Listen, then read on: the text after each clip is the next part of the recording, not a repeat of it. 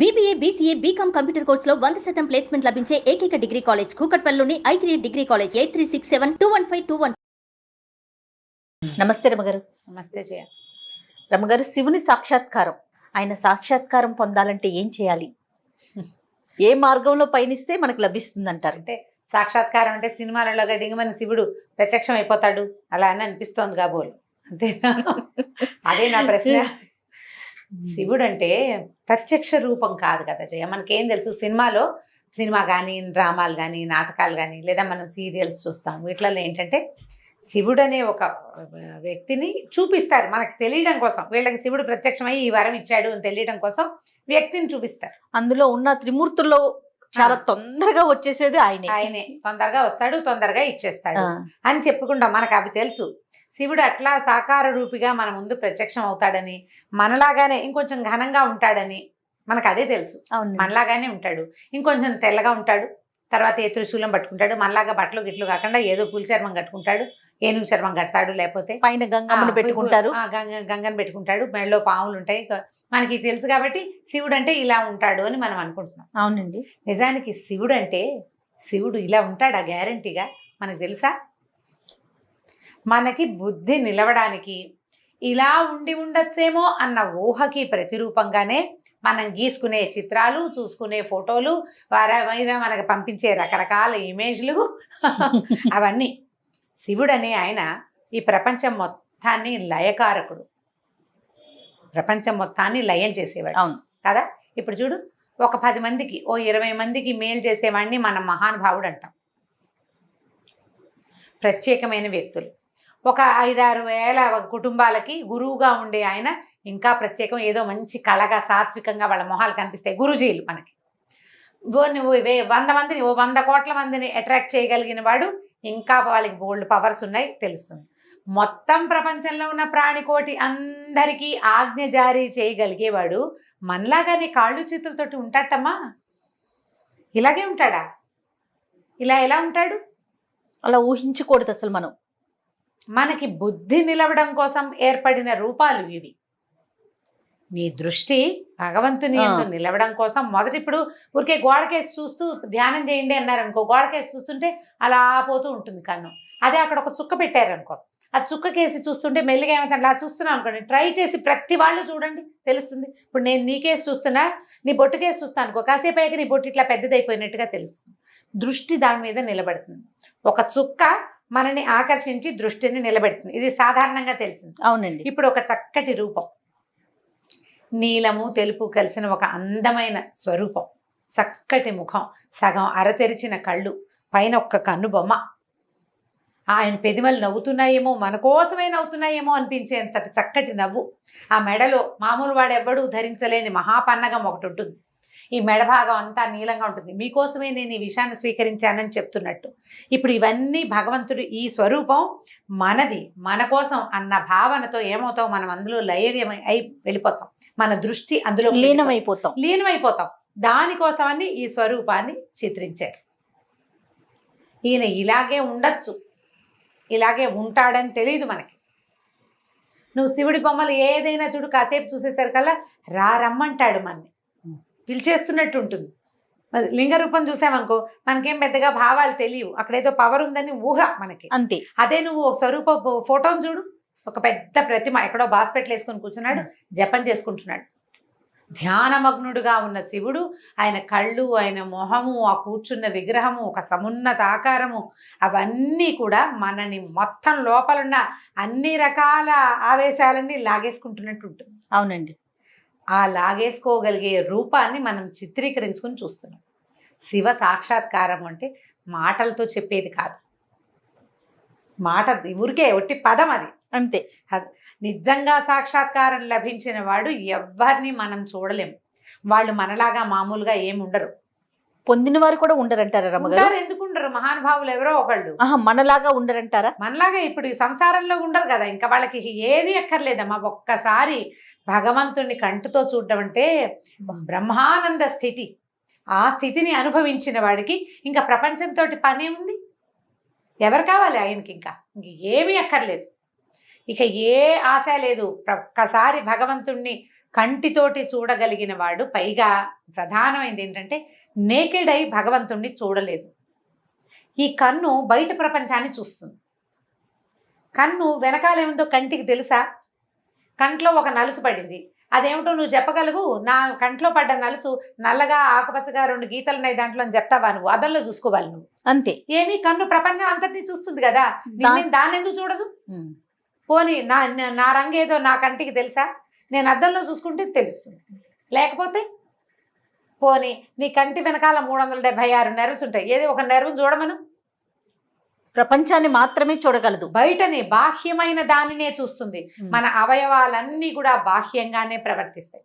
ఇప్పుడు మనం చెవితో అన్ని శబ్దాలు వింటాం అజయ్య, మన చెవి లోపల శూన్యం ఉంటుంది. ఆ శూన్యంలోకే ఈ సౌండ్ వెళ్ళి ఇది మెదడుకి తగిలి తెలియజేస్తుంది. ఆకాశం ఉంటుంది చెవి లోపల, శబ్ద గుణకం ఆకాశం అని చెప్తారు. ఎందుకంటే శబ్దాన్ని కలిగించేది ఆకాశం, అదే చెవిలో ఉంటుంది.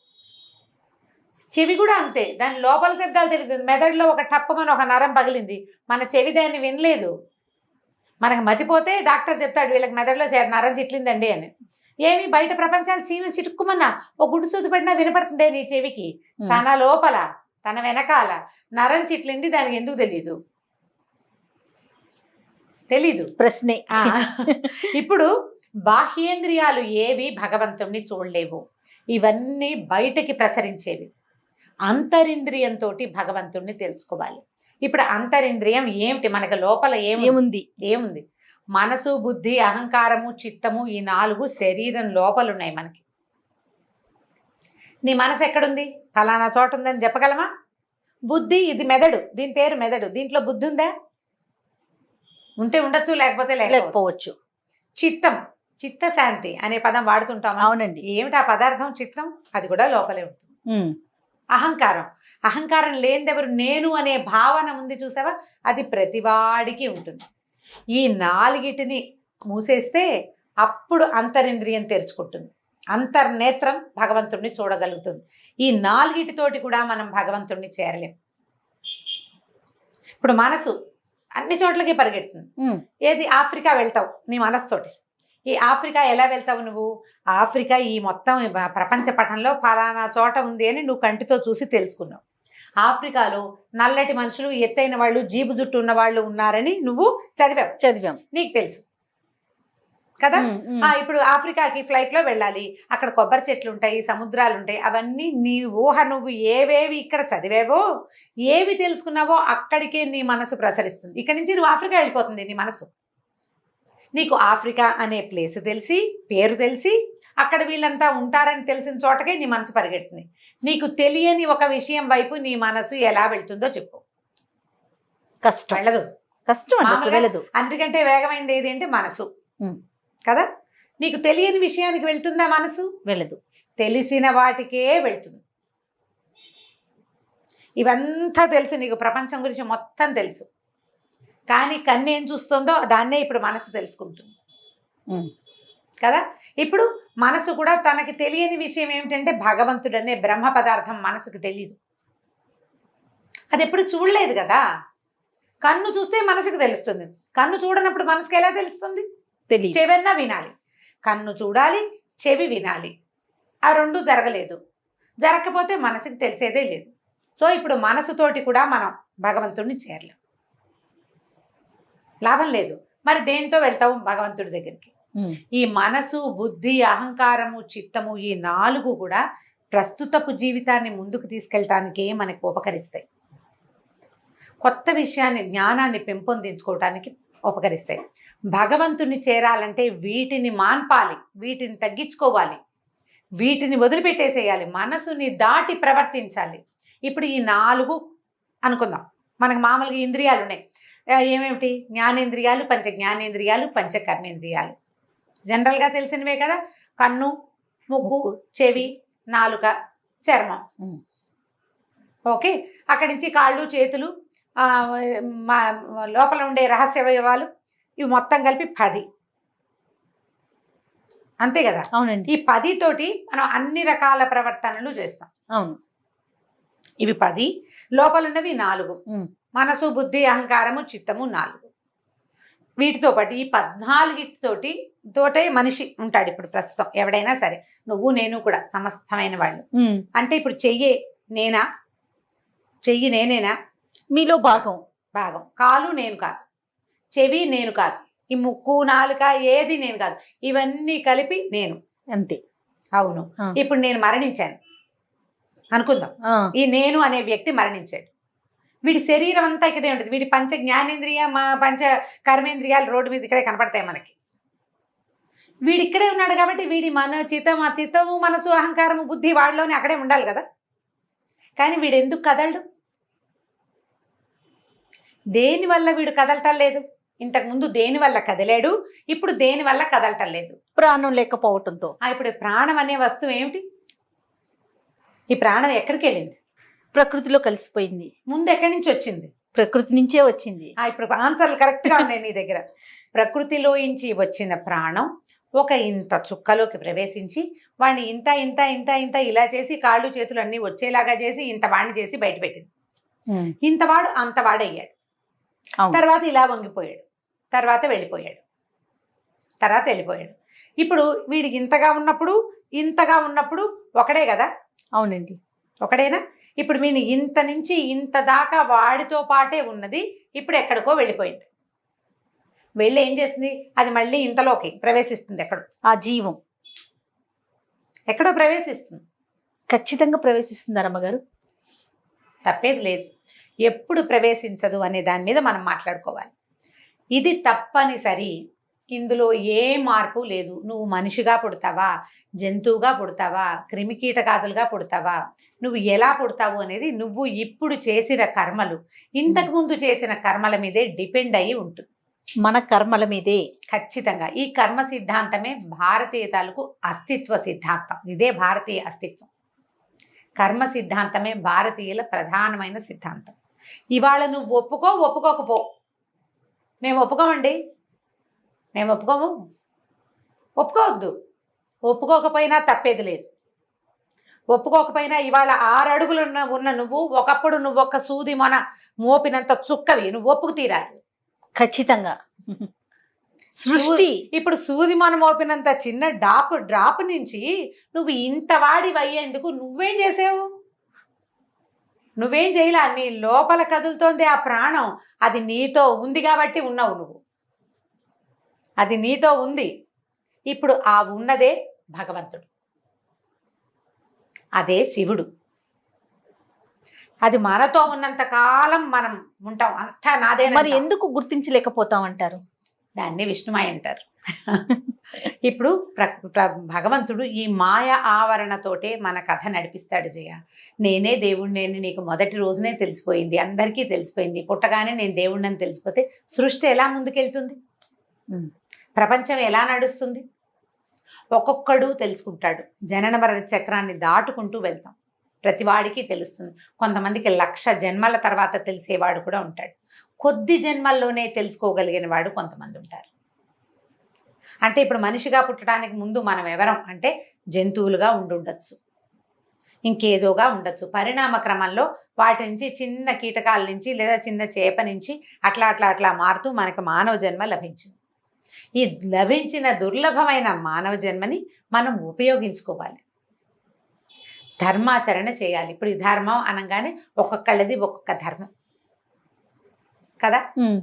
మళ్ళీ ఇందులో బోల్డని జాతులు, మనం ఇప్పుడు చెప్పుకుంటున్న కులాలు, బోల్డని సిద్ధాంతాలు, ద్వైతము అద్వైతము, ఇంకొకటి బుద్ధిజము, జైనిజము, ఎన్నో ఇప్పుడు ఇంకా చాలా ఉన్నాయి. వాటితో పాటు మధ్య మధ్యలో కొంతమంది గురుగారులు వాళ్ళ సొంత సిద్ధాంతం ఒకటి ప్రవేశపెడుతుంటారు.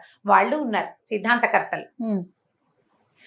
ఎవరు చెప్పినా అల్టిమేట్గా చెప్పేది చివరికి ఇదే కదా జరిగేది. దాంట్లో నుంచి మనం భగవంతుడిని చేరుకునే విధానాన్ని తెలుసుకోవాలి. భారతీయులకి భగవంతుడు ఇచ్చిన పెద్ద అవకాశం ఏంటంటే భగవద్గీత. భగవద్గీతలో ఈ పరిణామ క్రమం స్పష్టంగా చెప్పబడింది. తాపీగా చదివి ఎవరి దగ్గరైనా అర్థం చెప్పుకుంటే బాగా క్లియర్గా తెలుస్తుంది. ఇప్పుడు ఇంగ్లీష్లో మీనింగ్స్ దొరికేసినాయి. నెంబర్ ఆఫ్ టైమ్స్ చదివితే మీ అంతటా మీకే తెలుస్తుంది. ఏమైనా డౌట్స్ వస్తే ఎవరినైనా అడగచ్చు. ఇప్పుడు భగవద్గీత అంటే ఇప్పుడు ప్రతివాడు భగవంతుని చేరాలంటే మనసు బుద్ధి చిత్తాహంకారాలన్నింటినీ మూసేయాలండి, ఇవన్నీ వదిలిపెట్టేయాలి, ప్రపంచాన్ని సర్వసంగ పరిత్యాగులయ్యి భగవంతుని తెలుసుకోవాలంటే అదేం సిద్ధాంతమేం లేదు. సర్వసంగ పరిత్యాగి అవగలిగేవాడు లక్షల్లో కోట్లల్లో ఒకడు ఉంటాడు. మిగిలిన వాళ్ళంతా ఈ సంఘంతో, ఈ ప్రపంచంతో, ఈ కర్మలన్నీ ఆచరిస్తూనే చక్కగా పెళ్లిళ్ళు చేసుకుని పిల్లల్ని చదివించుకుంటూనే భగవదర్పణం చేయాలి తమ చేసే కర్మలని. ఆ చేసిన వాడు స్లోగా కొన్ని జన్మల్లో భగవంతుడిని చేరుకోగలుగుతాడు. ప్రతి నీటి బొట్టు, ఆకాశం నుంచి పడిన ప్రతి నీటి బొట్టు సముద్రాన్ని చేరాల్సిందే. అట్లాగే మనం ప్రతి జీవి కొంతకాలానికి కొన్ని లక్షల ఏళ్లకైనా సరే భగవంతుడిని చేరి తీరుతాడు. దానికి మన ప్రయత్నంగా ఇప్పుడు మానవ జన్మలో ఉన్న వారమంతా కూడా మన ప్రయత్నంగా ఏం చేయాలంట? ధర్మాచరణ. ఇప్పుడు నీకేం చెప్పబడిందో నువ్వు అది చెయ్యి. ఇప్పుడు ఎలా ఎవరి పాత్రని వాళ్ళు పోషించటము, ఎవరి పాత్రని వాళ్ళు పోషించడం. మనం ఒక కుటుంబంలో ఉన్నాం. మన కుటుంబానికి ఒక పద్ధతి, ఓ పంధా ఉన్నాయి. నీ కుటుంబానికి ఏ పద్ధతి లేదు, ఎవరిన ఒక గురువుని ఆశ్రయించు, అతని బంధాన్ని అనుసరించి ముందుకు తీసుకెళ్ళు, ఇతరులకి సహాయం చేయి. నువ్వు నీ దగ్గర 4 ముద్దలు అన్నం ఉంటే ఒక ముద్ద ఆకలి కొన్నవాడికి ఒక ముద్ద పెట్టు. 4 పక్షులు మీ వాకిట్లో తిరుగుతుంటే 2 గింజలు ఆ పక్షులకు వెయ్యి. ఓ దేవాలయానికి వెళ్ళు, భగవంతుని ప్రార్థించు. ఈ ప్రపంచంలో ఉన్న శక్తి అంతటిని వాడుకోమని నాకు ఇచ్చావు ప్రత్యక్ష నారాయణమూర్తి అని సూర్యుడికి దండం పెట్టు. కార్తీక మాసం, మాఘమాసం స్నానం చేస్తావు, చెయ్యవు, ఎలాగోలాగా ఉండు. కనీసం నువ్వు ఇతరులకి సహాయం చెయ్యి. దానివల్ల నువ్వు చేసే చాలా చెడు పనుల నుంచి నీకు కర్మక్షయం కలుగుతుంది. ఆ కర్మలన్నీ తగ్గిపోతాయి. నీకు మంచి సుకర్మలు పెరుగుతాయి, కుకర్మలు తగ్గిపోతాయి. ఇతరులను మోసం చేయకు, పరుల ధనాన్ని అపహరించకు, పరోపకారం చేయడానికి ప్రయత్నం చేయి. పెద్ద ధర్మాచరణ అందరికీ కుదరదు జయ. మేము చేస్తున్నామని నిన్ను చేయమని ఎవరైనా ఎలా అంటారు? నీకు కుదిరింది, నీకు అవకాశం ఉంది, నీ బుద్ధి దాని యందు నిలిచింది. కొంతమందికి నిలుస్తుంది బుద్ధి, రోజు గుళ్ళోకి వెళ్ళాలి, కుదుర్చుకుంటారు. వాళ్ళకి ఇంట్లో కుదురుతుంది, వాళ్ళకి అవకాశం వస్తుంది, వాళ్ళ బుద్ధి కుదురుతుంది. కొంతమందికి అవకాశం ఉండదు, బుద్ధి కుదురుతుంది. కొంతమందికి బుద్ధి కుదిరిన ఏ అవకాశము ఇవ్వరు భగవంతుడు. గుళ్ళోకి వెళ్ళడానికి ఏ అవకాశం ఉండదు. ఏదైనా ధర్మం చేద్దాం, పూజ చేసుకుందాం, పునస్కారం చేసుకుందాం అంటే ఒప్పుకోరు ఎవరు, చుట్టుపక్కల వాళ్ళు. వాళ్ళకి వేరే ధర్మాలు ఉంటాయి. వీడి బుద్ధి ఇట్లా ఆగుతుంది. ఈ పెనుగులాటతోటే సరిపోతుంది. పెనుగులాడద్దు. అవకాశం ఉన్న చిన్న మంచి పనినైనా చేయండి. దేవాలయానికి వెళ్తాం, ఒక దీపం పెట్టుకోండి. దేవాలయాల్లో ఇతరులను నిందించకండి. తప్పకుండా ఏంటి మీరు అలా మాట్లాడకండి, దుర్భాషలు ఆడకండి, ఇతరులను నిందించకండి. ఇవన్నీ ధర్మాలే. ఇది చేస్తూ క్రమంగా ఇప్పుడు ఈ జన్మలో ఇప్పుడు మనం ఉన్నావా, ఇప్పుడు గనక నువ్వు ఇతరులకు సహాయపడు, ఇబ్బంది పెట్టకుండా ఉండు. కనీసం ఎవరికైనా అవసరమైనప్పుడు ఒక 10 రూపాయలు ఇవ్వు, ఒక మంచి మాట చెప్పు. నీ మాట సాయంతో వాళ్ళకి పని అవుతుందంటే మాట సాయం చేసేసేయి. ధనమే జీవితంగా భావించకు. ఎందుకంటే నువ్వు ధనమే జీవితంగా భావిస్తావు. ధనం చాలా అవసరం, అసలు నిర్వివాద అంశం అది. డబ్బులు లేకపోతే ఎలాగా? కానీ డబ్బులే ఉన్నా కుదరదు కదా. అది డబ్బుల కోసమే ప్రయత్నం చేయొద్దు. అప్పుడప్పుడు కొంత ధర్మాచరణ కూడా చేస్తూ ఉండండి. అవకాశం ఉంది, కాలు చెయ్యి ఉన్నాయి, రోడ్డు దాటుతున్నారు, ఎవరికైనా చేయించుకుని రోడ్డు దాటించు. ఎవరో బ్యాగ్ మైలపోతున్నారు, ఆ బ్యాగ్ తీసుకో. చిన్న చిన్నవే కదా మనం చేయగలిగిన. ఇలాంటి ఆచరణ చేస్తుంటే తరువాత జన్మలో ఈ ఆచరణ ఉంది చూసావా, అది వీడికి కొంచెం ముందుకు తీసుకెళ్తుంది. లేదా జపం చేసుకుంటావు, నువ్వు ఏదో పూజ చేసుకుంటావు, బాగా వెళ్తావు గుళ్ళకి, నువ్వు చేసినటువంటి ఇది ఉంది చూసావా, ఈ గుడికి వెళ్ళటం, లేదా ఏదైనా చక్కటి సంగీతం వింటాం, దేవుడు ఎదురుకుండా ఒక చక్కగా కూర్చొని పాటలు పాడడం, ఇలాంటివన్నీ తర్వాత జన్మకి క్యారీ అవుతాయి. మనిషి చనిపోతే ప్రాణాలు పోతాయి కదా మామూలుగా మనం చెప్పుకుంటాం. అయితే ఏంటంటే లోపల పంచకోశాలు ఉంటాయి మనకి, అన్నమయ, మనోమయ, విజ్ఞానమయ, ఆనందమయ, 5 కోశాలు. లైన్ మర్చిపోయాను. 5 కోశాలు ఉంటాయి. వీటిలలో ఒక కోశం వ్యక్తులతోటి వస్తుందట, జీవుడితో పాటు. దానివల్ల ఏమిటంటే పూర్వజన్మ సంస్కారం అనేది వింటుంటాను చూసాము. అవునండి. ఆ సంస్కారము ఇలా వస్తుంది. జీవుడితో పాటు వచ్చిన ఆ ప్రత్యేక కోశంలో వాడు ఈ జన్మలో ప్రగాఢంగా విశ్వసించిన ఒక ధర్మం, చాలా ఆసక్తిగా విన్నటువంటి సంగీతం కానీ, చాలా ఆసక్తిగా చేసిన ఒక క్రియ కానీ, ఇంట్లో ఎవ్వరికీ రాదండి, ఈ పిల్లాడికి సంగీతం వచ్చు అంటారు. వాడిది పూర్వజన్మ సంస్కారం వల్ల వచ్చిందంట. అది వాడితోటి వెళ్తుంది. నువ్వు ఇప్పుడు దుర్మార్గమైన పనులు చేసావనుకో, కొంత వస్తుంది నీతోటి. ఇంట్లో అందరు వెజిటేరియన్స్ అయితే నీకు ఒక్కడికి చేపలు చూస్తే తినబుద్ధి అవుతుంది. వదిలిపెట్టలేవు. ఆ మరణ సమయంలో కూడా నీకు చేపలే గుర్తొస్తాయి, అవే తినాలనిపిస్తూ పోయావనుకో, అది గుర్తు చేసుకుంటాం అనమాట మనం. కాబట్టి ప్లాన్డ్గా చేసుకోవాలి. ఇప్పుడు మనకు అవకాశం ఉంది, భగవంతుడు మనకి మనిషిగా పుట్టేందుకు అవకాశం ఇచ్చాడు. సాధ్యమైనంత దుష్ప్రవర్తన చేయకుండా సత్ప్రవర్తన చేయటానికి అవకాశాలు తీసుకోవాలి. శివ సాక్షాత్కారం ఎప్పటికో జరుగుతుంది. భగవంతుణ్ణి మనం తెలుసుకున్నాక ఇక మళ్ళీ పుట్టము. మనం మళ్ళా మనకి పుట్టుక లేదు, పునరావృత్తి రహితమైన ముక్తి. అండి దాన్నే ముక్తి లేదా మోక్షం అంటారు. అదే భగవంతుడిని చేరటం. ఇంకా అక్కడ చేరాక ఇక నువ్వు పుట్టేదేం లేదు. మళ్ళీ ఇంకోసారి యుగం మళ్ళీ మొదలవుతుంది కదా, ప్రపంచం అంతా మొదలయ్యేది ఇంకెన్ని తరాల తర్వాత, ఎన్ని యుగాల తర్వాత. అప్పుడు అందరితో పాటు నువ్వు వస్తావు. నువ్వు ప్రత్యేకమైన వాడివి కాదు, నువ్వు ప్రత్యేకమైన వాడు కాదు. వీళ్ళందరూ సముద్రంలో నీటి చుక్కల్లాగా భగవంతుడిలోటి భాగాలం మనం. భగవంతుడు అనే ఒక పెద్ద వస్త్రంలోని ఒక్కొక్క నూలు పోగు ఒక్కొక్క ప్రాణి. ఈ నూలు పోగులన్నీ అక్కడ చేరితే మళ్ళీ అక్కడ వస్త్రం తయారవుతుంది. మళ్ళా సృష్టి మొదలైనప్పుడు వస్త్రంలో ఉన్న పోగులన్నీ బయటకు వస్తాయి.